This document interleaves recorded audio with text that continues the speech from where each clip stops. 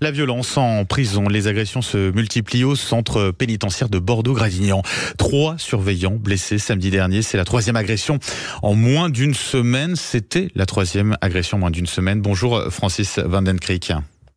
Oui, bonjour.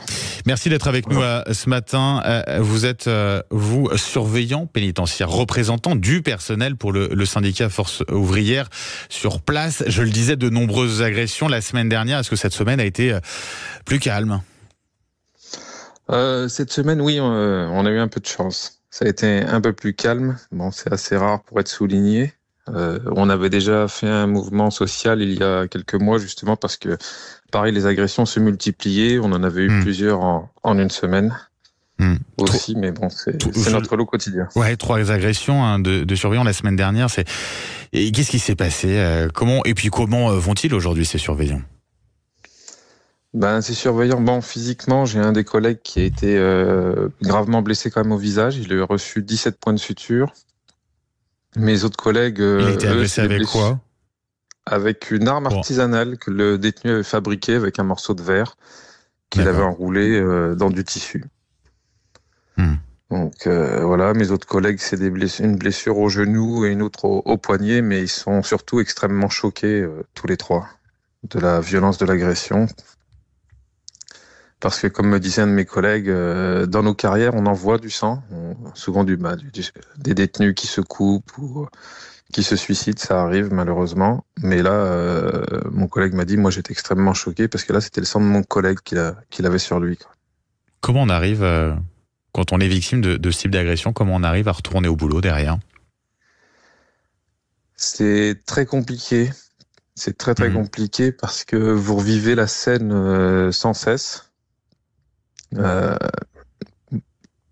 Vous avez besoin de voir du personnel spécialisé. On a des psychologues qui sont là pour ça, qui sont dédiés, mais ça n'empêche pas que c'est très compliqué. On a peur parce que le moindre bruit, le moindre regard un peu bizarre d'un détenu ou quoi va tout de suite nous mettre en alerte. C'est très très très compliqué. Comment vous l'expliquez cette situation auquel vous êtes confronté du côté de Bordeaux, forcément aussi ça concerne pas que le centre pénitentiaire de Bordeaux, mais comment vous expliquez cette situation-là ? Non, ça concerne pas effectivement que le centre pénitentiaire de Bordeaux, c'est toute la France qui est concernée, c'est tous les établissements pénitentiaires. On a un taux d'occupation qui explose, on a de plus en plus de détenus pour de moins en moins de places.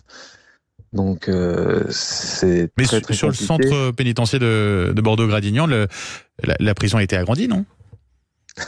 Oui, elle a été agrandie, mais ce n'est pas suffisant. Elle a été agrandie il y a 3 mois. Et on est déjà débordé. C'est incroyable ça. En 3 mois, ça y est. Avant l'ouverture du nouvel établissement, on avait à peu près 80-90 matelas au sol sur l'ancienne prison. Vous savez, c'est les détenus qu'on fait dormir par terre parce qu'on n'a plus de place. Quand on nous a ouvert le nouveau centre, on nous a dit, vous verrez, vous aurez plus de matelas au sol, les détenus, ils auront de la place, ils seront à 2 par cellule, ce sera mieux. On n'a pas connu un seul jour comme ça depuis l'ouverture de la nouvelle prison. Et aujourd'hui, on en a même plus, on a 120 matelas au sol.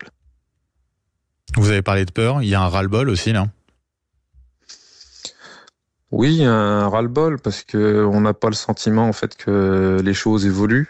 On fait que dénoncer, on dénonce, mais c'est nous qui sommes en première ligne, c'est nous qui nous faisons agresser. Regardez mes collègues d'Incarville qu'on a perdus, malheureusement.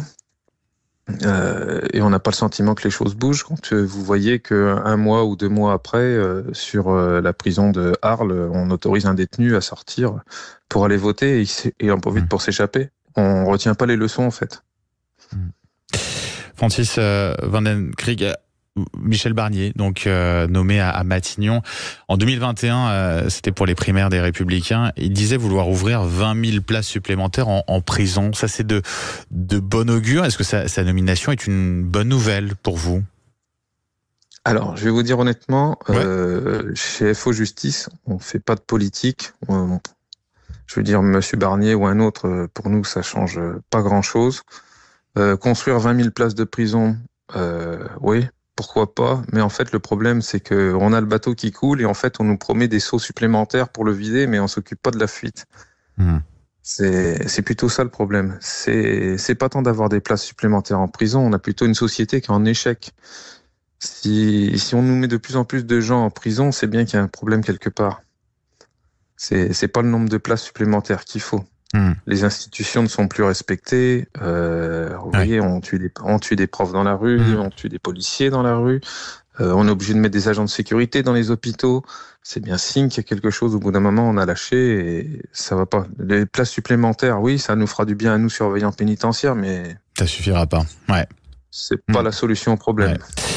Francis Van Deschrick, merci d'avoir été avec nous en tout cas sur Sud Radio ce matin. Je rappelle, vous êtes surveillant pénitentiaire, représentant du personnel pour le syndicat Force Ouvrière. Merci à vous et bon courage pour la suite. Sud Radio 6h42, on revient dans un instant, dans quelques minutes, Jean-Jacques Bourdin qui arrive pour le grand matin de Sud Radio. Et puis avant cela, les unes de la presse. On va voir un petit peu ce qui se dit dans les journaux ce matin avec Maxime Troulot.